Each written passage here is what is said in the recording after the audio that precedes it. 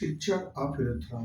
Urethra जो होता है एक यह यूरिनरी पाथ है, ये यूरिनरी सिस्टम का पाथ होता है जो कि यह एक ब्लैडर से ओरिजिनेट होता है। ये फीमेल में जो यूरेथ्रा होता है ये बहुत छोटा होता है, लगभग 0.5 सेंटीमीटर के होते हैं, जबकि मेल में जो यूरेथ्रा होता है उसकी लंबाई 15 से लेकर 25 सेंटीमीटर तक होता है।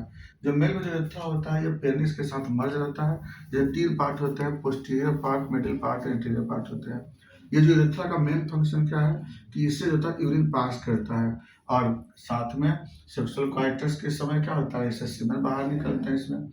तो ये जो यूरेथ्रा का जो अंदर का जो डायमीटर जो अंदर का होता है ये लगभग 4 mm से लेकर 8 mm के बीच होता है। यहाँ पे अंदर का जो डायमीटर होता है नॉर्मल में, ऐसे डायलेट करने पे 30 mm तक डायलेट कर सकते हैं उसको।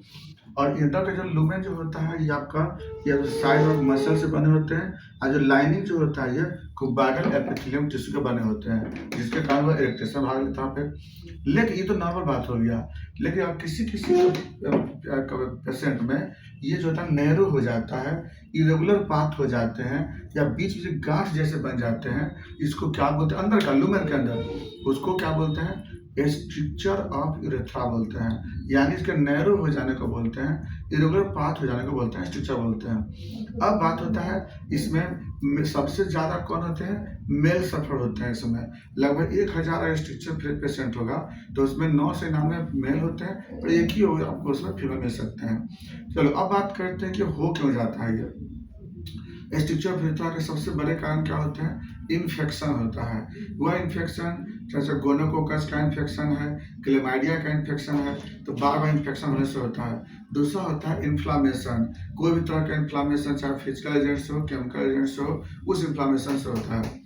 थर्ड में क्या होता है, इंजुरी, अगर गलत तरीके से कैथेटर लगाते हैं, बार बार कैथेटर यूज करते हैं, अनट्रेंड अगर कोई अनट्रेंड लोगों से अगर कैथेटर लगवाते हैं तो उस केस में भी स्टिक्चर होने के चांसेस बहुत होता है। तो एक बहुत बड़ा कॉज में कैथेटर के मिस यूज करने से होता है, उसका स्टिक्चर बहुत होते हैं। अब बात करते हैं सिम्टम क्या मिलता है, जब पेशेंट यूरिनेशन के लिए जाता है तो drop by drop, dribbling urine, difficult urine, dysuria, ये सब पेशेंट मिलते हैं। या पेनिस में कनकनाहट जैसा पेन होगा, उसके साथ ही कभी लोअर एब्डोमेन में दर्द होते हैं, ये आपको मिलेगा। पेशाब का जो फ्लो है वो बहुत कम मिलता है, फोर्स बहुत कम मिलता है इसमें। अब का अच्छा इसके कारण कॉम्प्लिकेशन क्या होंगे, ब्लैडर का साइज बढ़ जाएगा, हाइड्रोनेफ्रोसिस हो सकते हैं, तो ये सब कंडीशन मिलते हैं जर्नलिस्ट में।